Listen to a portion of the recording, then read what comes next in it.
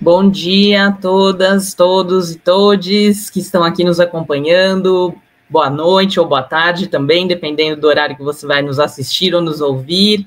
E bem-vindos aqui a mais um episódio do Conexão Árvores, um programa que celebra a natureza e aqueles que protegem a natureza, as árvores e celebra as relações que nós temos de conexão na nossa vida com todo esse organismo vivo, o planeta Terra.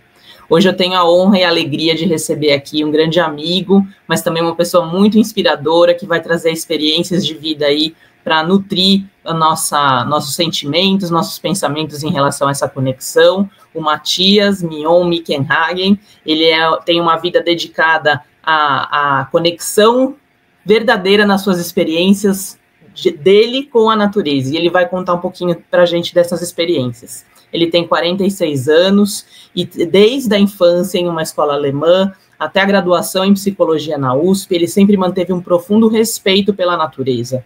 A jornada dele inclui décadas de envolvimento com o escotismo e durante a faculdade, nesse período que ele esteve na USP, ele também realizou um projeto inspirador de coleta de resíduos e plantio de árvores. Sempre foi muito engajado e ativista nas causas de mobilidade urbana, na sustentabilidade, alimentos orgânicos e cooperativismo. Além da paixão com a natureza, que transborda, né, nas suas ações, no seu compromisso com a vida, o Mathias também é membro do Conselho Fiscal do Instituto Árvores Vivas e ele contribui para a preservação e expansão de áreas verdes em nossa cidade. A gente até tem aí, vamos contar para vocês algumas coisas que fizemos juntos.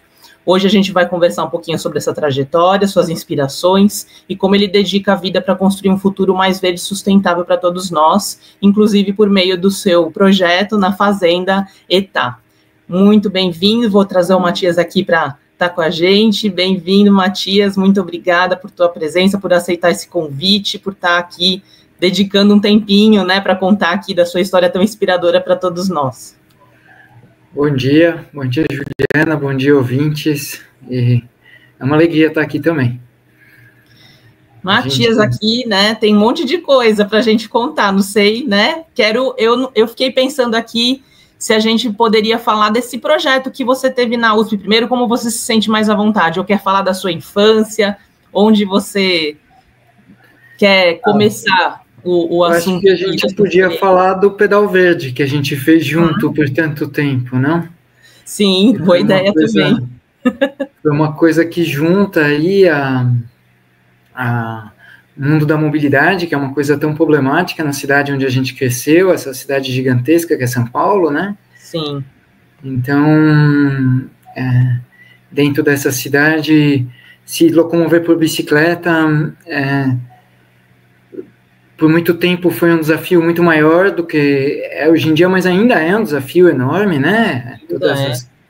Todas as ciclovias, por mais que elas existam, elas ainda têm elas são relativamente pequenas, poucas, e poucas vezes elas atravessam as pontes das cidades, né, para fora do centro expandido.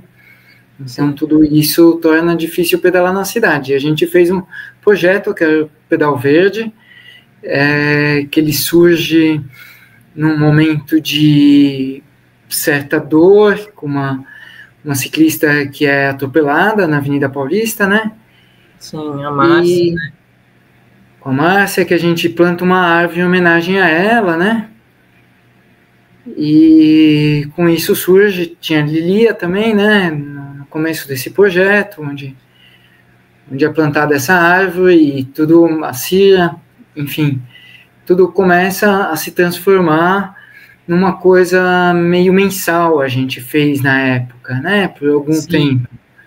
Então, a gente ia para os lugares para plantar árvores mensalmente. A gente saía do Manequinho Lopes, né, lá no Ibirapuera, no Viveiro. Íamos todos de bicicleta, né, Mathias, saindo de vários lugares diferentes da cidade. Um domingo por mês, a gente acordava cedão e ia lá no Viveiro pegar a árvore que, na época, o secretário, né, do Verde do Meio Ambiente, Eduardo Jorge, né, ele super apoiou.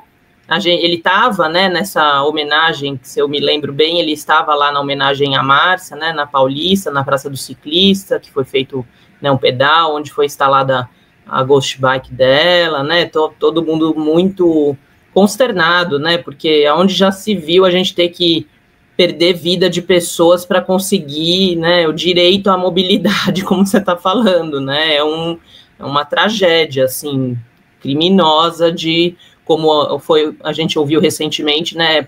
Morre-se pela má gestão da prefeitura, né, dos governos, e isso é assustador, né, a gente pensar que essas situações aconteçam, ainda mais numa cidade tão grande como São Paulo, né, e aí foi isso, e a gente, para ressignificar, né, esse momento, a gente conversou com o Eduardo Jorge ali na hora, né, que estava presente, e ele super acolheu, foi uma pessoa realmente incrível, né, de ouvir, de escutar, participar com a população de um momento tão delicado, né, e ele falou, vai lá no viveiro, tá, muda lá, né, escolhe. Ele participou de alguns pedais verdes, né, ele participou de mais de um, né. Participou de mais de um. É um cara muito entusiasta da bicicleta, muito entusiasta de coisas, questões ambientais de forma geral, né, ele é um cara muito bacana. Sim. Tanto que ele é do Partido Verde, né, enfim, ele tem essa questão ambiental muito forte. E aí, com esse pedal verde, puxa, foi uma experiência muito bacana pra gente, né, Ju? Foi, eu acho que isso foi 2008, mais ou menos, Matias, provavelmente, ou 2009, né, que a gente começou. Eu não tenho muita certeza agora do ano. Eu lembro que uma das coisas que me marcou como um pouco final, de alguma forma, do pedal verde também, foi que uma participante do pedal verde depois foi atropelada na mesma avenida. Não muito distante, né? Não muito distante da Márcia. E, puxa, foi... Era uma sensação, assim, de como que é possível ter tanta falta de cuidado com a vida nessa cidade, onde as pessoas estão tão preocupadas em dirigir rápido, até os ônibus, né, eles são meio que... os motoristas, às vezes, eles dirigem tão rápido que foi feito na época também por meio de uma associação que chama Ciclocidade, foi feita uma atividade com os motoristas de ônibus, onde eles eram colocados em bicicletas estacionárias. Uhum. O ônibus passava 60 km por hora a 1 metro deles, para eles sentirem um pouco o que isso é, né? Uhum. Qual que é a sensação de você estar numa bicicleta frágil com uma pessoa, com um ônibus de várias toneladas passando ao teu lado a 60 km por hora. E você foi um dos fundadores também, né, dessa organização, da Ciclocidade, né?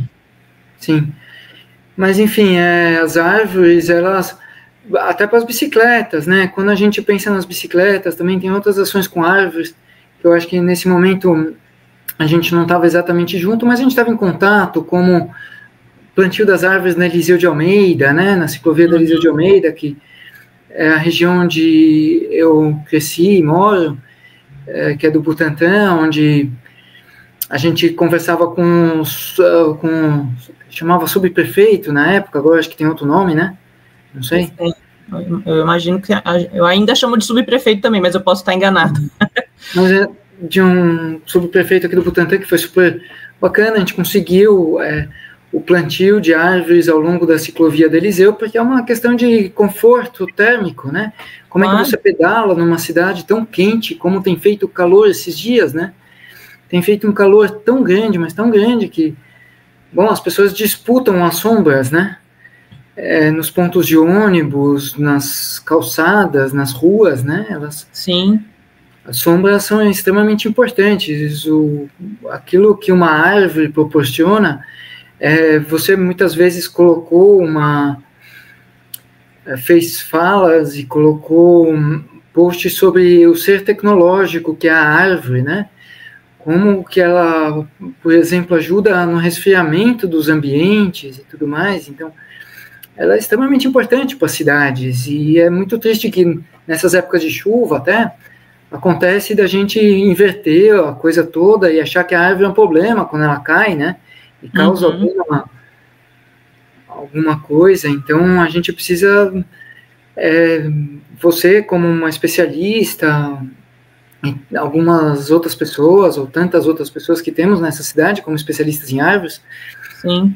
E da própria prefeitura, às vezes, consultar as pessoas quando a gente vai plantar uma árvore na calçada, né, plantar uma árvore adequada, conseguir dar um manejo adequado para essa árvore, para ela não se tornar um problema para as pessoas, né.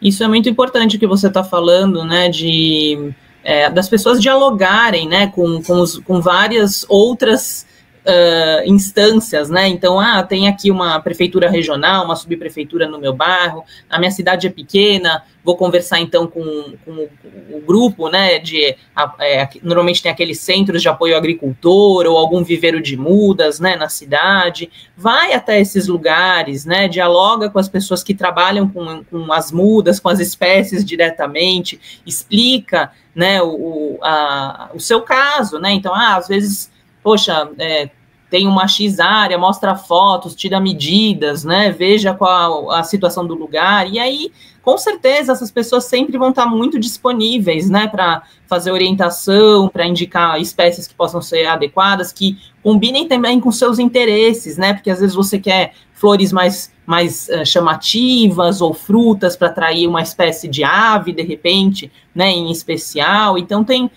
quero uma borboleta, então também até isso, né, se pensar quais outros elementos, né, que você quer começar a construir uma relação afetiva, de contemplação, né, de troca. Ou até, né? Como você disse, até de uma certa utilidade. Também. Né? Você tem uma questão da sombra, você tem uma possível questão, por exemplo, eu li sobre a crotalária, né? Como ela consegue chamar... A libélula, que come os insetos para que a gente não tenha dengue, enfim. Sim, faz o controle das larvas, né? As plantas, elas são fantásticas, né? A gente consegue fazer várias coisas por meio das plantas que muitas vezes as tecnologias de computador e de tudo que a gente acha que vai resolver a nossa vida não resolve, né? Verdade. Então, a tecnologia que está em todas essas conexões são tecnologias extremamente finas e complexas e bonitas, que muitas vezes os programas de computador nem sonham em ter. As inteligências artificiais, elas só repetem aquilo que a gente diz para elas não fazem coisas exatamente novas, né?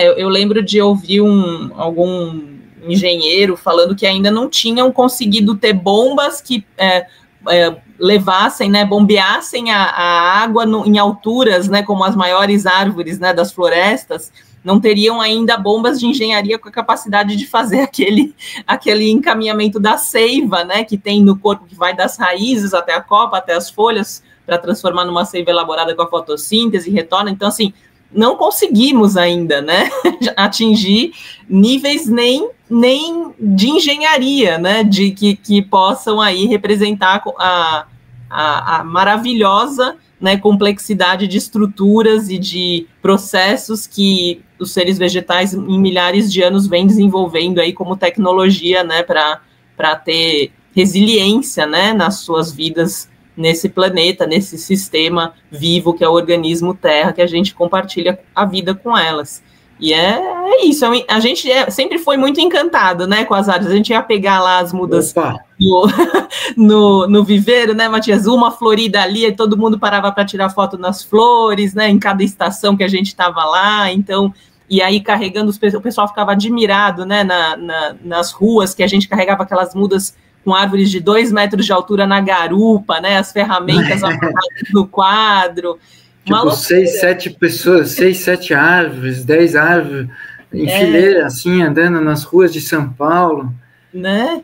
É muito gostoso esse movimento. Atividade que a gente fez naquele momento. Sim, e aí teve um grupo, né? Depois eu não pude, né, por alguma razão, não consegui mais acompanhar, mas teve, né, outras pessoas que deram continuidade por um tempo e hoje a gente não está com o pedal verde ativo mais, né? Mas realmente foi um exemplo aí de projeto, né? Eu acho que um projeto de sucesso, porque sempre chegavam pessoas novas, né? Sempre tinha um grupo que continuava, que se, né, mantinha a estrutura ali funcionando, e a gente teve vários anos aí, acho que pelo menos uns 5 anos, né, Matias, de atividades, o pedal ele se manteve, né? Uhum. Foi muito bonito de acompanhar mesmo. E aí eu queria que você contasse, então, não sei, agora falar um pouquinho desse projeto. Você tem muitas filhas, então, que você plantou lá na USP? Fala pra gente como é que foi isso. Poxa, tem bastante. Há um tempo atrás, questão de algumas semanas atrás, eu fui lá e visitei uma paineira que eu plantei, que é como ela é uma planta pioneira, né? Uma planta, ela tá gigante, ela tá enorme. Na Praça do Ciclista também, né? Tem uma paineira que tá enorme. Tem 2 lá, né? Uhum. E lá só tem 40 centímetros de terra. É uma coisa impressionante o que aquilo ali se tornou. Sim. Então, e lá na USP também, lá na psicologia, tem uma paineira que tá muito grossa, já deve ter quase 1 metro de diâmetro de tronco. Uau! Tá quantos anos, mais ou menos?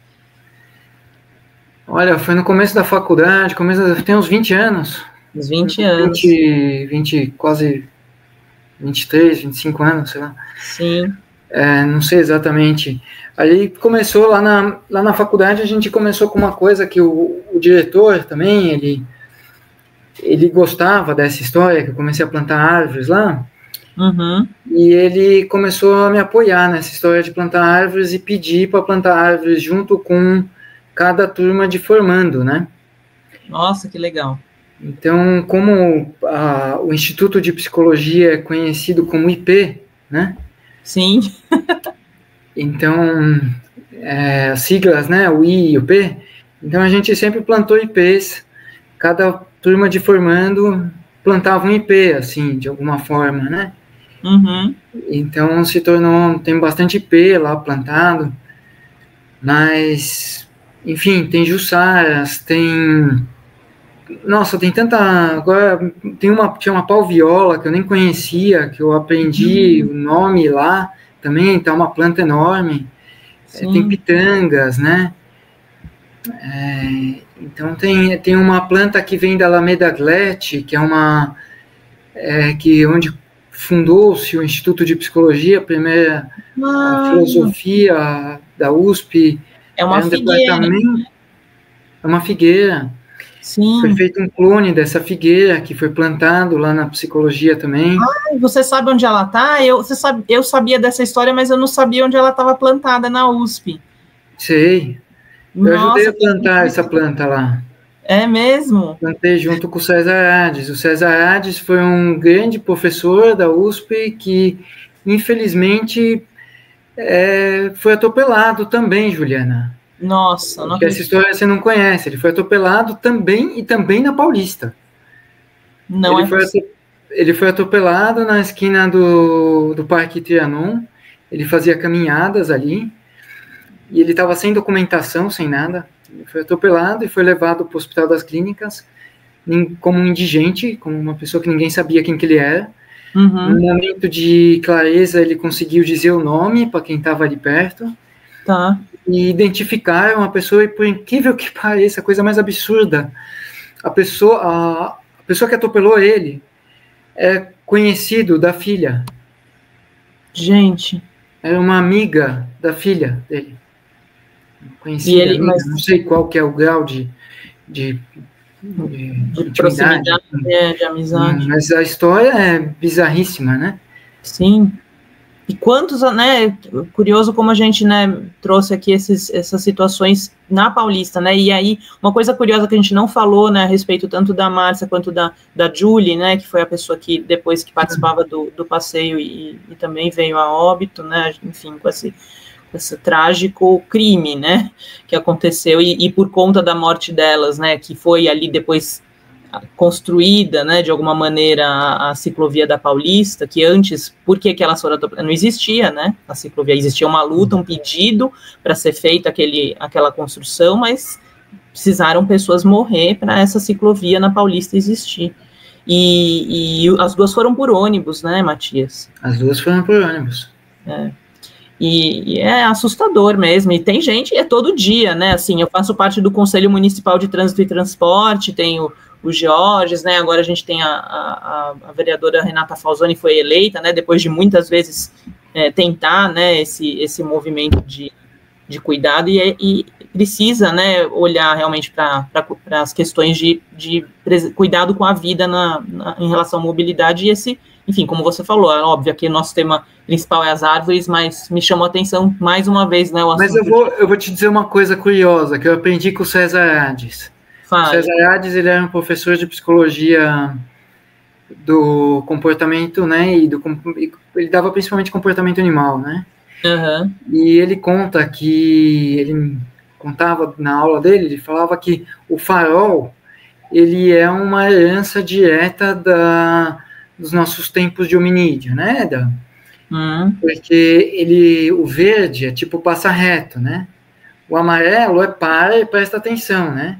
O vermelho é, opa, olha aqui, né? Das frutas, né? Das árvores. Sim, então, chama mais atenção, né? Nós andávamos pelas pradarias, pelas florestas, e a gente via um verde, a gente seguia reto, a gente continuava o caminho, porque não tinha nada interessante ali pra gente. Mas tinha um amarelo, tinha um vermelho, a gente parava para prestar atenção, né? Tava suculento, né? Tava no ponto. Tava no ponto, tinha uma fruta madura, né? Então, e na CET, uma vez a gente conversou no âmbito do movimento de bicicleta, sobre a necessidade de aumentar o tempo do farol amarelo. Para que as pessoas tivessem tempo de parar, né? Quando tem o farol amarelo. Porque a regra na cidade de São Paulo, para todo mundo que vive em São Paulo, você viu o amarelo, você acelera, né? Para passar rapidinho ainda. E, na verdade, a regra é no amarelo você freia para no vermelho estar parado, né? Exato. E essa regra é uma regra que a gente, na verdade, mudou um pouco aqui na cidade, e é um motivo de muitos atropelamentos. Sim. Enfim. E lá no conselho, eu até tentei, assim, a gente tem uma problemática em relação aos conselhos, que eles não são deliberativos. Essa semana eu estive na Conferência Estadual do Meio Ambiente como facilitadora, né, e pude acompanhar as propostas que foram aprimoradas a partir da seleção das propostas municipais, né, que foram levadas para a Conferência Estadual. Então, a gente olhando diversos segmentos, os eixos, né, de propostas e os subgrupos dentro de cada eixo. Eu estava no subgrupo de participação para a justiça social. Mas, ao final, né, quando a gente estava votando nas propostas que tinham sido elaboradas, como me marcou demais, e tem sido uma fala recorrente de vários conselheiros também, que os conselhos perderam os poderes deliberativos, né? Então, a população está muito refém de uma decisão que só participa dessa decisão os representantes, né, entre aspas, que a gente elegeu, né? E fica muito distante da eleição formal, né, dos cargos do legislativo, e na parte do conselho, onde estão as pessoas representantes de pequenos grupos, né, de pequenos movimentos, de ações locais bastante regionalizadas ali nos bairros, essas pessoas estão sem poder de voz, né, e sem poder de deliberação e definição de caminhos nas suas áreas, né, nas suas regiões. Mas eu acho que é estadual, é federal, tem uma movimentação que é de esvaziamento de poder de conselhos, que tem acontecido nos últimos anos, não é só do município, né? De vários âmbitos aí, né? Até existem muitos conselhos federais também que não são deliberativos, né? Que não constroem regulamentações, resoluções, então enfim. Você participa um pouco, né? Do CONAMA? Sim, eu sou conselheira no CONAMA pela Coalizão Clima, Crianças e Adolescentes também. Então, lá no CONAMA, o CONAMA tem uma estrutura, né, ele foi planejado em termos jurídicos, né, de uma forma justamente que conseguisse trazer essa participação ativa na deliberação, né, e é realmente um modelo dentre os conselhos federais, né, para a construção dessas propostas, né, que trazem vozes regionais a partir da sociedade civil e são contempladas pelos estados, pelos municípios, pelos representantes de vários setores do governo, e existe ali realmente, né, uma capacidade de mediação da presidente, do presidente, né, do conselho, que, dependendo de quem está à mesa, para fazer essa convergência, né, e esse debate em torno de várias questões que são apresentadas, e existem seminários técnicos, né, então é um aprendizado contínuo de todos, uma agenda, né, bem estruturada de desenvolvimento e discussão de várias câmaras técnicas, e é muito bonito de ver, né, esse movimento sendo retomado, né, é a primeira retomada aí que teve do CONAMA também, né, nessa gestão agora que a gente tem do governo federal, Então, está sendo bem bonito ver essa retomada. É lógico. Agora que a gente tem uma ministra do meio ambiente de novo, finalmente, né, depois de tantos não ministros, né, do meio ambiente, tantas pessoas que estavam ali dedicadas à destruição ambiental, dentro da pasta do meio ambiente, incrível, né? Essa confluência, né, dos interesses e esses espaços de diálogo são extremamente importantes, né? Eu penso na minha atividade profissional hoje em dia como um agricultor, né? Sim, isso que eu queria que você contasse um pouco para a gente. Onde fica, né, a sua fazenda, a produção? Conta um pouquinho para a gente. Pois então, a fazenda da minha família fica no Vale do Ribeira, é sul do estado de São Paulo. Eu trabalho ali principalmente com palmito de pupunha e com banana, né? Mas pouca banana, na verdade, mais palmito de pupunha. E a minha sensação, muitas vezes, é de que existe muito pouco diálogo entre as partes ambientais e produtivas, e as partes, todas elas parecem não se conversar, né? Para entender um pouco dessas questões todas. Então, você faz, por exemplo, um código florestal que não leva em consideração os diversos biomas, né? De uma forma mais cuidadosa, ou as variações dos biomas também, né? Porque é diferente, por exemplo, uma mata atlântica de altitude de uma mata atlântica de baixada, enfim. E isso vai gerando um monte de conflitos, né? Sim. E essa falta de diálogo que vai gerando um monte de conflitos vai tornando os dois lados muito mais duros, né? Um lado defendendo uma ausência de regras totais e o outro lado defendendo uma restrição total. E aí esses dois lados, eles ficam numa degladiação que aí uma hora puxa para um lado, uma hora puxa para o outro e não se conversa, não tem uma conversa sincera e muitas vezes até delicada sobre como fazer isso acontecer com o ser humano, com as pessoas, incluindo todo mundo, né? Porque a gente é parte dessa natureza toda. Tem gente que coloca o ser humano como um ser humano acima da natureza e do mundo natural, mas, bem, quem já teve uma dor de dente ou já teve uma pedra no rim, qualquer coisa, sabe que nós somos seres biológicos e temos aí uma relação com o nosso corpo que é muito delicada, né? Nosso corpo é um corpo delicado, onde, enfim, aí as diversas crenças do que existe além de um corpo, não vamos entrar nessa temática, mas tem aí uma coisa de que nós somos parte desse mundo biológico, nós somos parte dessa organização biológica do mundo, e que eu gosto de pensar que é uma obra divina mesmo, né? Nós somos parte disso tudo, e não estamos à parte dessa construção aí.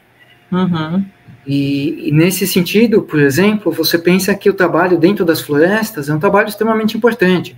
Essa floresta intocada pelo ser humano, ela praticamente não existe. Então, o ser humano, ele pode fazer parte. Tem um autor que é o Rubem Alves, ele fala de nós como jardineiros, né? Sim. Então, a gente está nessa construção desse jardim do Éden, se quer dizer assim, né? Então, se a gente passa, às vezes eu estou trabalhando lá na roça e estou passando com o trator, por exemplo, perto de um pé de goiaba, nesse momento, que estão todos cheios de goiaba, né? Aí é só levantar a mão e catar uma goiaba, né? Enquanto você está em cima do trator. Está ali transportando alguma coisa e você já levanta a mão e escolhe de longe, assim, qual que você quer, né? Que lindo, como eu já conheço bem as goiabeiras, eu já sei qual que é a goiaba vermelha, qual que é a goiaba branca, já dá para escolher no caminho. É uma coisa fantástica, se você tem uma possibilidade de só esticar a mão e pegar. Ali perto do caminho também tem uma mexerica, né? Que também é só esticar a mão e catar uma mexerica, muitas vezes. Eu costumo chamar aquele lugar como um drive-thru, né? Tipo, o drive-thru da mexerica, tem os drive-thrus das goiabas, né? Você passa ali, cata e sai comendo, né? Sim. Então, a gente tem a possibilidade de criar um mundo de fartura com a natureza. Se a gente entende a natureza, se a gente lida com a natureza com cuidado, a gente pode criar um mundo de fartura. A gente está nesse momento, num momento em que muitas vezes o setor agrícola é chamado como um setor que cria as condições de superávit para o país e tudo mais, e ao mesmo tempo a gente está vivendo um momento de alta de alimentos e de falta de alimentos para as pessoas, o que é uma coisa que não faz muito sentido, não encaixa direito essas duas equações, né? Verdade. Então, a gente precisa pensar que é esse mundo da agricultura que a gente está criando. A gente está criando um mundo de agricultura que é criar commodities para que os animais sejam alimentados em outros países, né? Então, as vacas, os porcos e os animais que vão virar carne no prato das pessoas ao redor do mundo, né? O Washington Novaes falava que a gente não vende soja, né? Que a gente vende, na verdade, água, né? É uma água encapsulada ali, né? Porque você precisa de muita e muita água para fazer a soja, né? Para criar a soja. Sim. Então, o que você está vendendo, no fundo, é água encapsulada ali para exportação, né? É verdade. Então, enfim, mas voltando para uma coisa mais otimista e da agricultura, a agricultura ela tem lados lindos. Quando você trabalha com conceitos agroflorestais, quando você trabalha com conceitos agroecológicos, você tem uma fartura enorme. A gente tem uma possibilidade no Brasil de viver de um jeito muito bom, muito positivo. Se a gente se voltasse mais para o mundo das árvores, para o mundo da agricultura, sim, em comunhão com essas árvores, né? Ou até da agricultura urbana, né? Que muitas pessoas praticam. Claro. Então a gente tem... Sim? Eu acho não, desculpa. É que eu pensei aqui um pouco dessa fala da agricultura, né? Próspera, né, e trazendo um pouco essa lembrança do commodities que você falou, que é isso, né, talvez tenham que ter sistemas de avaliação de que tipo de produção agrícola, né, estão sendo subsidiados, né, e o orçamento, o valor de subsídio, ele deve ser talvez melhor planejado para ser distribuído e para chegar na ponta daqueles que estão fazendo a garantia do alimento que, né, alimenta as pessoas, porque também é uma produção que tem menor impacto ambiental, né, no planeta. Então, precisaria mudar um pouco essas regras, né, dos subsídios financeiros. Mas você tem um problema muito grande, você tem os lobbies, né, Ju? Você conhece isso? Claro. Os lobbies, né? Você tem, foram destinados no ano de 2024 400 bilhões de reais para a agricultura, né? Uhum. Tantos desses agricultores que falam tão mal de outros programas sociais estão sendo subsidiados, né? Uhum. Na sua prática. E o grosso disso, mais de 300, acho que 320 bi, se eu não me engano, foram para a grande agricultura. Foram para essa agricultura de commodities. É desproporcional, né? Uma parte muito pequena, que ainda teve contingenciamento, foi para a parte de agricultura familiar. Uhum. A parte do PNAE e do PAA, enfim, foram para outras áreas, né, da agricultura, que são as áreas que produzem alimento. O grosso mesmo foi para o grande agronegócio. E o grande agronegócio, ele repassa grande parte do que ele consegue em valores financeiros para as empresas de adubo, para as empresas de veneno, para as grandes tradings que falam, né, que são as grandes empresas que trabalham com essas commodities no mercado internacional, né, uhum. Que fazem as vendas internacionais disso tudo. Então, a Cargill, enfim, as grandes aí desse mundo aí da venda grande. Claro. Mas você tem razão, tem que ser reavaliado, tem que ser repensado. O difícil é que o Congresso Nacional não quer repensar isso, não quer pensar nisso. A gente nunca, por mais que a gente já teve alguns governos que a gente localiza como governos de esquerda, ou governos mais populares, digamos assim, a gente, na verdade, nunca teve um governo popular mais de esquerda, mais voltado para isso, porque a gente nunca teve um Congresso Nacional mais voltado para isso, né? Uhum. Então, esse Congresso Nacional, ele sempre precisava ser muito bem remunerado para fazer as coisas, né?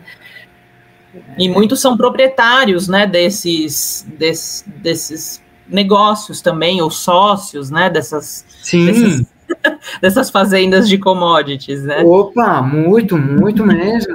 Não só das fazendas de commodity, até das fazendas de produção de comida, porque quando surge o PNAE, por exemplo, que é o Programa Nacional de Alimentação Escolar, e as cooperativas do Vale do Ribeira entram de forma mais forte no fornecimento de banana para as escolas da cidade de São Paulo, eles são boicotados, eles têm carros roubados, eles têm ameaças sendo feitas para eles na rua, né, de pessoas passando e falando, a gente vai matar vocês.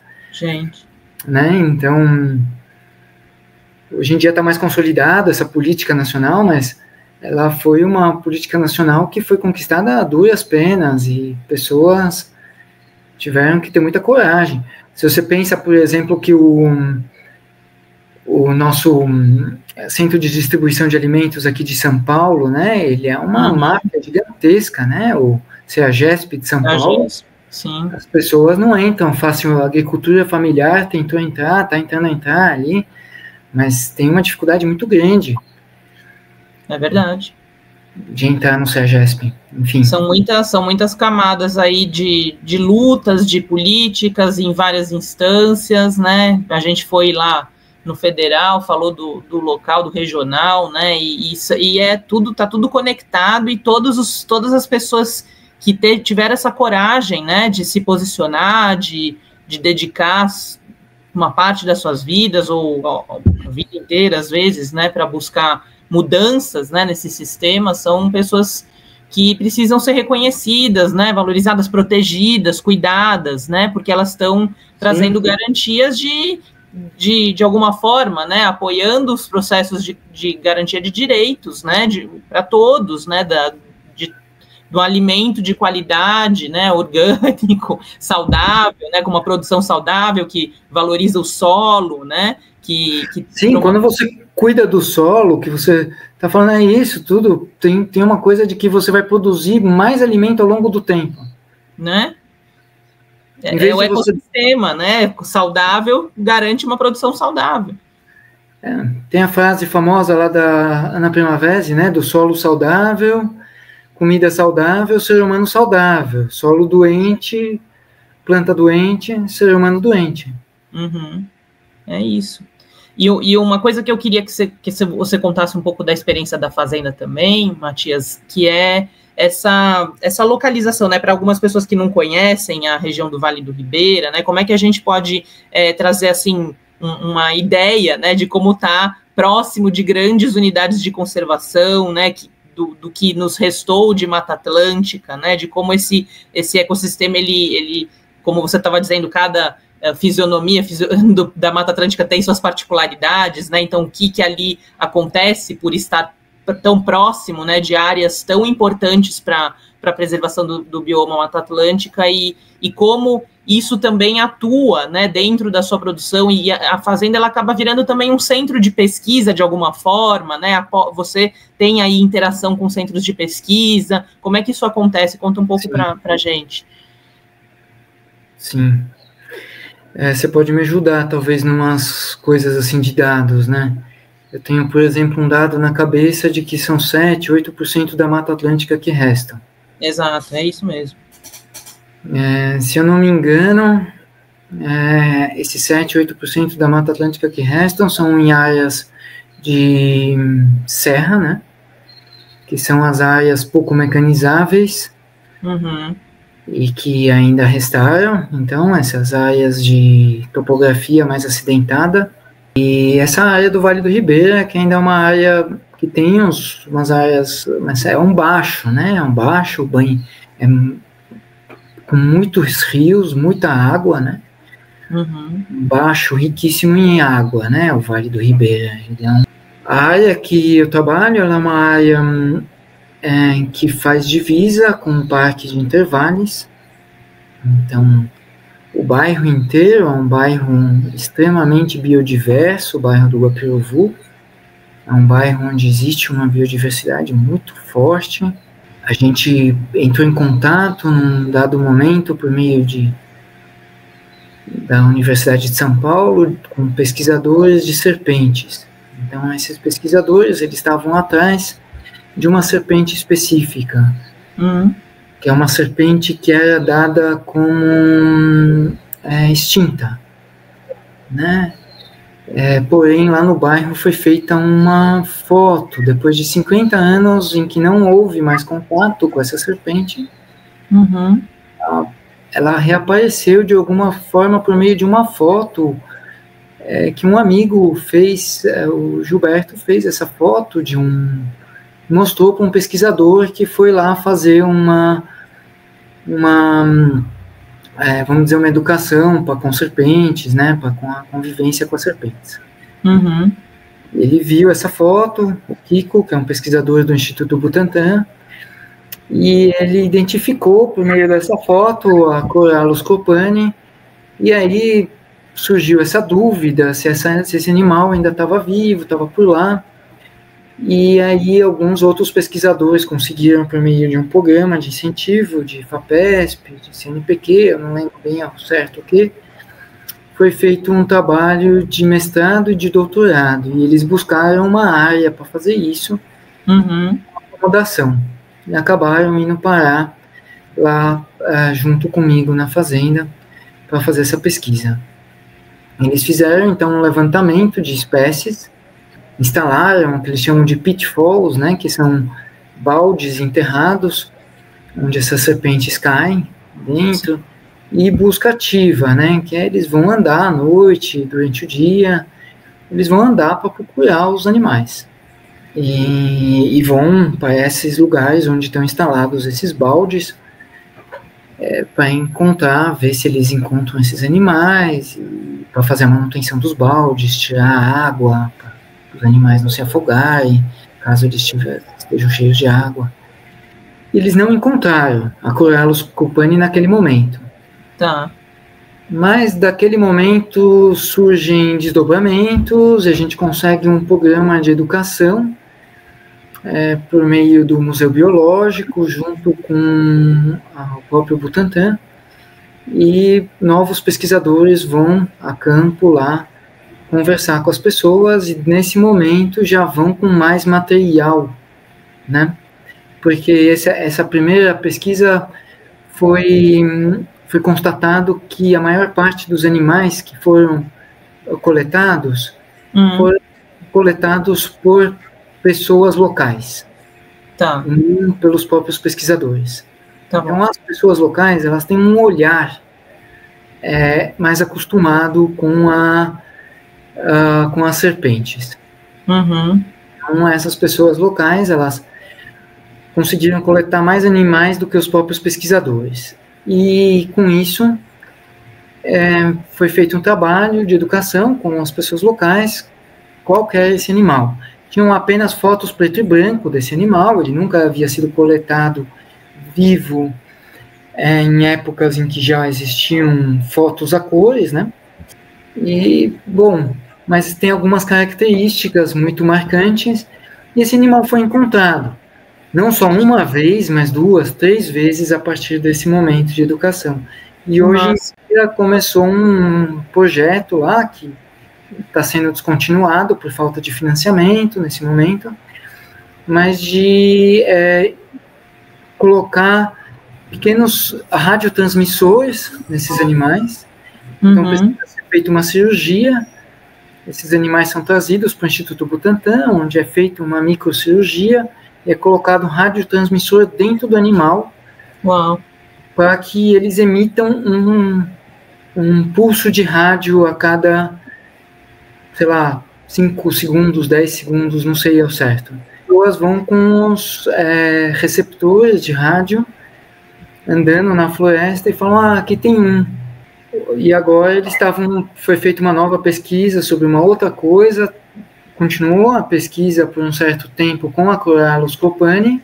Teve uma outra questão importante, que é a relação dos humanos com sobre a locomoção, sobre o uso do espaço pelas serpentes que são venenosas, né?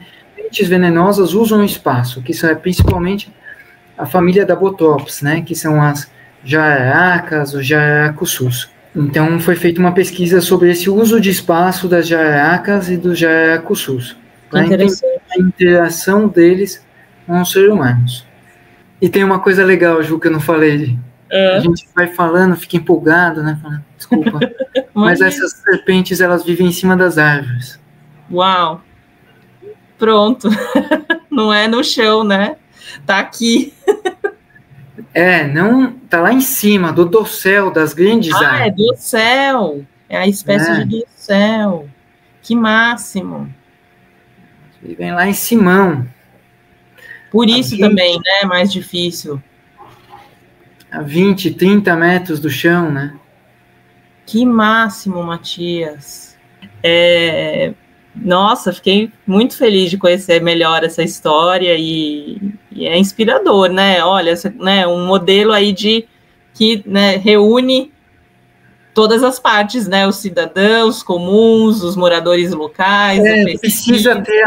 Precisa ter de alguma forma, as pessoas precisam estar incumbidas e à vontade dentro da floresta, que é uma coisa que os povos originários, eles têm, né?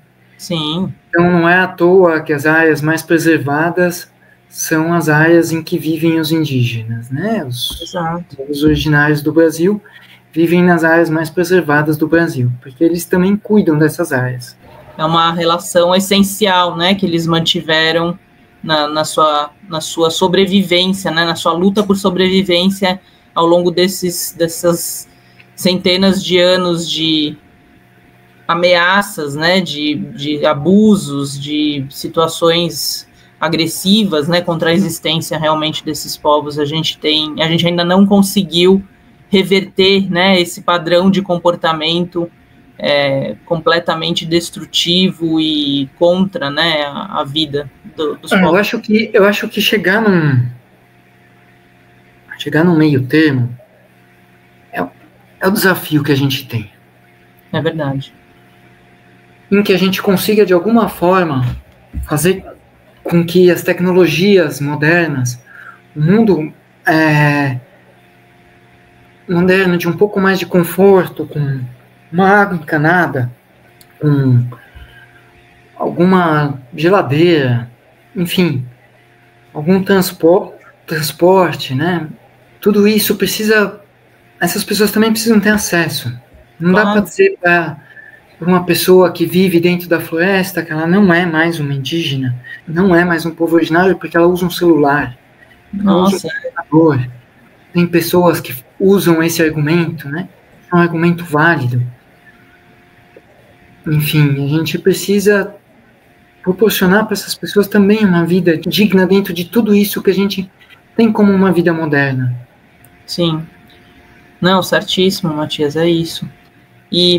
Matias, queria que você contasse então um pouco para a gente sobre a produção, né, da fazenda e também a possibilidade que as pessoas têm a partir dessa perspectiva de biodiversidade, né, tão rica pela localização, né, do Vale do Ribeira e o bairro do Guavuco que você comentou. Algumas, você uma vez compartilhou comigo que até observadores de aves, né, têm interesses também. Então, fala um pouco do produto, né, desse palmito pupunha e dessa relação produtiva, até que eu sei também que você tem aí, enfim, alguns cuidados também em relação a isso, e onde a gente encontra, né, o seu palmito e essa possibilidade, né, talvez de visitar a fazenda, como é que isso funciona? Tá, legal. Então, primeiro me desculpem pelo soluço que eu tô no momento. Imagina, fique tranquilo. Bom, a gente trabalha com palmito de pupunha in natura hoje em dia. Estamos trabalhando na possibilidade de trabalhar com ele em conserva em breve. E a gente recebe, às vezes, sim, pessoas, né?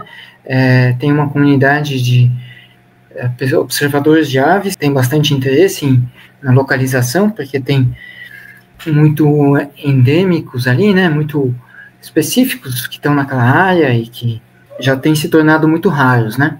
Xinga, ou até, por exemplo, a gente chegou a ver uma ave muito rara, um uiraçu, que é uma águia, um gavião gigantesco, né?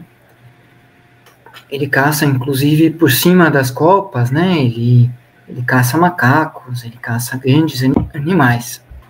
Lá também tem o maior macaco das Américas, né? Que é o monocarvoeiro, também vive por ali. Ele é considerado um macaco da paz, né? Ele vive numa comunidade, ele briga muito pouco, né? Ele tem muito pouco comportamento agressivo. Muito legal isso. E a gente tem uma casinha lá para receber pessoas, uma casinha bastante confortável. Hoje em dia eu só estou no Instagram e em nenhum outro lugar, que é o @Fazenda do Etá. A gente tem um sitezinho básico com o nosso e-mail e com os nossos contatos, né? A gente vai deixar aqui no link da descrição. Valeu. Então, a gente está caminhando aqui para o final do programa, né, do Conexão Árvores, Matias, e eu tenho colocado uma pergunta que é aquela pergunta de todos os convidados podem, né, ter aí a chance de escolher uma árvore. Eu sei que para muitos de nós, para a maioria de nós é muito difícil definir uma, né? A gente tem um amor e um carinho, né, por todo o ecossistema, todo o bioma, o planeta inteiro, né? Então falar uma árvore, como assim, né? Eu fiz outro dia aquele vídeo lá que é escolha uma, para mim foi um sofrimento, né? Chegou na araucária, fiquei com ela ali naquele videozinho do Instagram, mas queria saber, assim, meio que eu acho que eu já sei qual você vai falar, mas queria, né, te ouvir aí qual seria a sua árvore favorita. Eu acho que você já sabe mesmo, que é a Jussara, né? Que é uma palmeira, né? Uma palmeira, a palmeira da Jussara, ela é uma palmeira, é uma planta-chave no ecossistema da Mata Atlântica, né? Sim. E ela é um alimento muito importante para a fauna da Mata Atlântica. Então, é a Jussara. Eu acredito que a gente precise, inclusive, trabalhar com a Jussara para que a Mata Atlântica fique em pé e fique preservada. É importante que as pessoas possam trabalhar dentro da mata com a Jussara. Sim. Então, eu, nesse momento, aproveito para fazer um apelo para as pessoas que sejam de órgãos reguladores ou legislativos, ou, enfim, para que entendam que a gente precisa trabalhar dentro da mata. A gente não pode se eximir da responsabilidade de recompor aquilo que a gente, de alguma forma, fez errado ao longo do tempo, e a gente não pode se ausentar da mata. Porque se a gente não tem nenhum produto dentro da mata, se a gente não trabalha com a mata em pé, A gente simplesmente não vai nela. E quando a gente abandona ela, talvez as pessoas, digamos, que têm esse carinho pela mata, abandonam. Uhum. Mas as pessoas que estão, muitas vezes, com uma carência financeira, elas acabam entrando na mata e destruindo tudo, né? Você tem, por exemplo, situações que eu já vivi de pessoas coletando palmito dentro da fazenda, onde as pessoas iam lá e cortavam 500, 1.000 pés, né, numa mesma área. Uau. De palmeiras adultas, de jussárias adultas. Então, para a gente ter, e se você pensar que num hectare, 50 palmeiras adultas já fazem uma diferença enorme, Uhum. né? Você já consegue construir um plano de manejo, né? Com 50 espécies adultas naquela área. Agora, os planos de manejo ainda tem muito pouco apoio público, né? Para você construir esses planos de manejo. Então, a gente precisa construir planos, a gente precisa de ajuda do setor público, das fundações florestais, daqueles que trabalham com a floresta, para conseguir construir planos de manejo, para a gente trabalhar dentro das matas. Enfim, é isso que eu queria dizer. Obrigado, Juliana, pela oportunidade de estar aqui. Desculpa, eu acho que por esse momento. Não, fique tranquilo, Matias, eu que agradeço muito, né, a sua disponibilidade, seu tempo. É muito importante você colocar a palmeira jussara, né, como sua escolha aqui ao final do programa, porque é uma espécie, né, em risco altíssimo, né, de extinção ainda, mesmo com alguns programas, né, que visam apoiar a produção, um subproduto de fruto dela, né, ao invés do palmito. Mesmo assim, ainda tem muitas barreiras para serem ultrapassadas aí, como você está colocando, né, para que a gente tenha a conservação da espécie e a população junto, né, dessa conservação precisa ser instrumentalizada, precisa receber apoio, precisa ter orientação, né, então é um caminho longo ainda que precisa ser construído. Apoio até de, tipo, do nível burocrático, entender quais são os níveis burocráticos no qual os órgãos públicos podem ajudar, porque hoje em dia a burocracia em torno, ela é construída para evitar o corte, mas ela se torna tão grande que ela evita também o trabalho. E hoje em dia a Fundação Florestal faz um trabalho lindo do estado de São Paulo, né?